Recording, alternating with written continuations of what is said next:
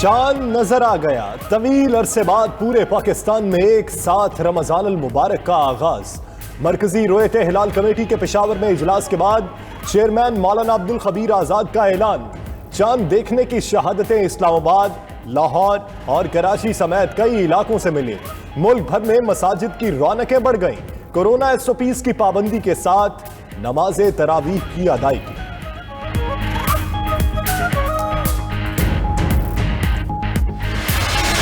किसी की रिहाई का कोई फैसला नहीं हुआ। मुल्क भर में एहतजाज से पैदा हालात जल्द बेहतर हो जाएंगे। वजीर दाखिला शेख रशीद की काबीना इजलास के बाद मीडिया से बातचीत। वफाकी वजीर अली जैदी कहते हैं हालात कंट्रोल में हैं और वजीर आजम तमाम सूरत हाल से आगाह हैं।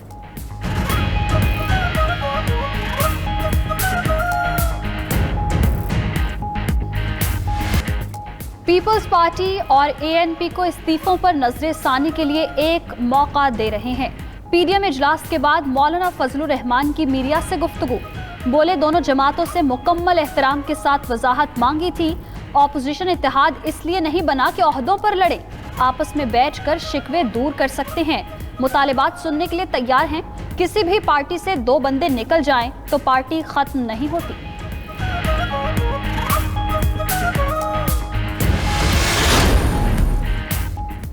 पीपल्स पार्टी की PDM में वापसी के इम्कानात कम होने लगे। पीपल्स पार्टी ने PDM के ओहदों से इस्तीफे मौलाना फजलुर रहमान को भेज दिए। नून लीग का पीपल्स पार्टी और ANP के PDM से इस्तीफों पर सख्त रद्द अमल। एहसन इकबाल ने शहरी रहमान, परवेज अशरफ, कमर जमान कायरा और मियां इफ्तिखार को PDM WhatsApp ग्रुप से निकाल दिया।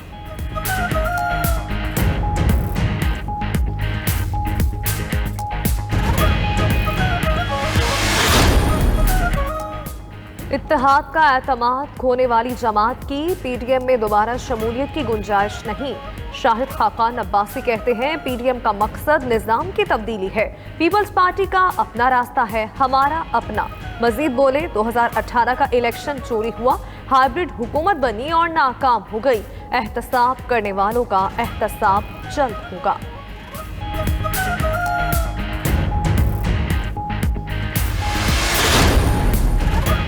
बाप पर कान से वोट लेने की बात हकाइक के बरक्स है। कमर जमान कायरा का कहना है क्या पीपल्स पार्टी ने यूसुफ गिलानी को ऑपोजिशन लीडर बनाकर बहुत बड़ा गुनाह कर लिया। PDM के ओहदेदारों ने निहायत नामुनासिब काम किया। पीपल्स पार्टी PDM चार्टर के साथ खड़ी है। चार्टर में लिखा था मुल्क गिर तहरीक चलेगी, जल्द से जुलूस होंगे, मुल्क गिर एहतजाज किया जाएगा।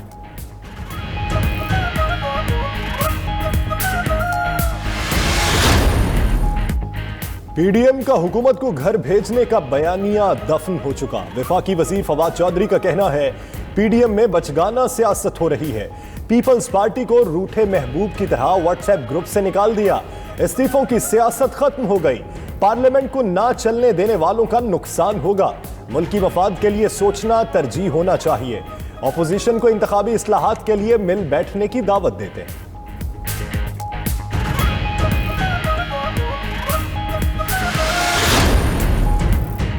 कोरोना की तीसरी लहर में एक रोज में रिकॉर्ड अमवात, 118 मरीजों ने दम तोड़ा, 4318 नए cases report. Chairman NCOC Asad Umar का ईद के बाद हर शहरी को कोरोना वैक्सीन लगाने का ऐलान। मजीद बोले SOPs पर मौसर अमल दरामद नहीं हुआ। बदकिस्मती से अस्पताल मरीजों से भर गए हैं।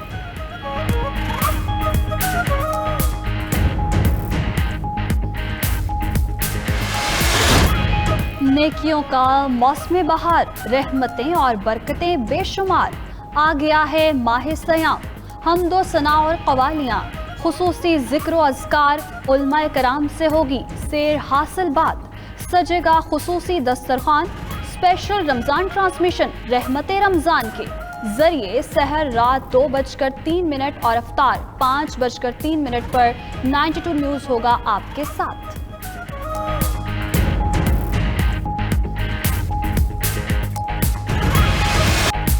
और क्रिकेटर मोहम्मद आमिर 29 बरस के हो गए। ICC, PCB और मद्दाहों की सालगिरह की मुबारकबाद। मोहम्मद आमिर ने पाकिस्तान के लिए तीनों फॉर्मेट में 147 इंटरनेशनल मैचेस खेले।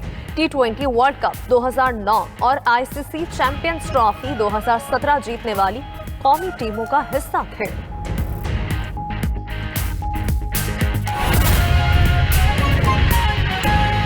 प्रोसीडिंग्स हैं, जो एजेंडा है, वो डिजिटली ट्रांसफ़र होगा। उसके नतीजे में जो कागज़ है उसकी बचत होगी, जो ट्रैवल है उसकी बचत होगी और एक मुनज़्ज़म अंदाज से काबीना काम कर पाएगी। मैं तो चाहता हूँ, ये भी हूँ कि मैं पहले भी कह चुका हूँ कि असम्बलियाँ हमारी जल्द अज जल्द पेपरलेस हों, लेकिन कम से कम इंशाल्लाह अगले हफ्ते से जो काबीना है वो पेपरलेस हो जाएगी, कागज़ के बगैर हो जाएगी और इससे साल का तकरीबन 51 करोड़ रुपया जो है वो उसकी बचत होगी। तो आप अंदाज़ा लगा सकते हैं कि कितना बड़ा खर्च है जो हमारा इस तरह के कामों पे हो रहा है। और अगर हम पार्लियामेंट को भी इसमें शामिल कर लेंगे, और मैं चेयरमैन सेनेट और नेशनल असम्बली के स्पीकर साहब से रिक्वेस्ट करना चाहूँगा कि इस मामले को तेज़ी से आगे चलाएं, तो इससे हम एक बहुत बड़ी बचत जो है वो कर सकेंगे। सबसे पहले आज कोविड की सूरत हाल के ऊपर ब्रीफिंग दी असद उमर साहब ने, और उन्होंने ये बताया है कि इस वक्त जो सूरत हाल है वो अगर 2 हफ्तों में बेहतर ना हुई तो उसके नतीजे में हमारे जो आगे ईद की शॉपिंग और ईद फेस्टिविटीज़ जो शुरू हो जाएंगी, उसके नतीजे में कोरोना जो है वो मज़ीद तेज़ी से फैलेगा। और अब इस वक्त सिंध और बलूचिस्तान में जो कोरोना की सूरत हाल है वो बढ़ रही है तेज़ी से। इसकी जो संगीनी है उसका अंदाज़ा आप इससे भी लगा सकते हैं कि जो पहली लहर थी उसमें जो क्रिटिकल पेशेंट थे, यानी जो मरीज़ जिनको हस्पताल में एक्स्ट्रा केयर की ज़रूरत थी, खसूसी निगहदाश्त की ज़रूरत थी, उनकी तादाद 3400 थी। लेकिन इस बार अब तक तकरीबन 4200 जो पेशेंट्स हैं वो क्रिटिकल केयर में आ चुके हैं, खसूसी निगहदाश्त में आ चुके हैं। और इससे आप अंदाज़ा लगा सकते हैं कि ये जो लहर है ये पहली दोनों लहरों से ज़्यादा संगीन है। और अगर हमने एहतियात ना की और अगर हम 2 हफ्तों में कोरोना जो है उसको नीचे ना ला सके तो अनफॉर्चुनेटली हमारे यहाँ सूरत हाल ख़राब होने का अंदेशा बढ़ जाएगा और ख़ुसूसन सिंध और बलूचिस्तान जो हैं वो इससे ज़्यादा इफ़ेक्ट होंगे। इसके साथ साथ हमने जो वैक्सीन की दरामद है उसके ऊपर असद उमर साहब ने, डॉक्टर फैसल साहब ने पूरी तवज्जो रखी हुई है और हम पूरी कोशिश कर रहे हैं कि जल्द अज जल्द जो वैक्सीन है वो मुयस्सर आ सके ताकि हमारे यहाँ सूरत हाल बेहतर हो सके। वफाकी काबीना को बंदरगाहों पर वसूल की जाने वाली फ़ीस यानी पोर्ट चार्जेस जो हैं उनमें कमी लाने के हवाले से इक़दामात पर तफसीली दी गई।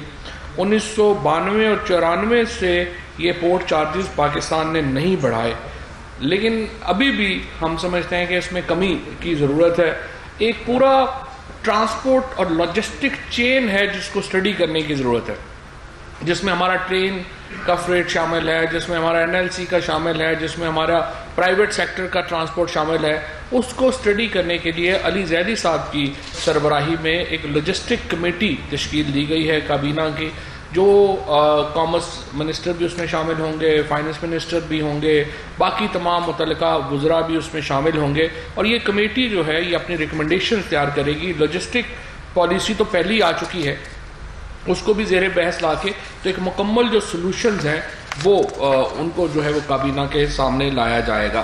लाहौर के जो अहम तरीन प्रोजेक्ट्स हैं जिसमें सेंट्रल बिजनेस डिस्ट्रिक्ट का क़याम है, ये मंसूबा आज काबीना को उस पर ब्रीफिंग दी गई। 2 मंसूबे लाहौर में आ रहे हैं, इनमें एक तो वॉल्टन रोड शामिल है और दूसरा वहदत कॉलोनी प्रोजेक्ट है। वॉल्टन रोड जो है वो 350 एकड़ के ऊपर है, वहदत कॉलोनी 270 एकड़ पर मुश्तमिल है।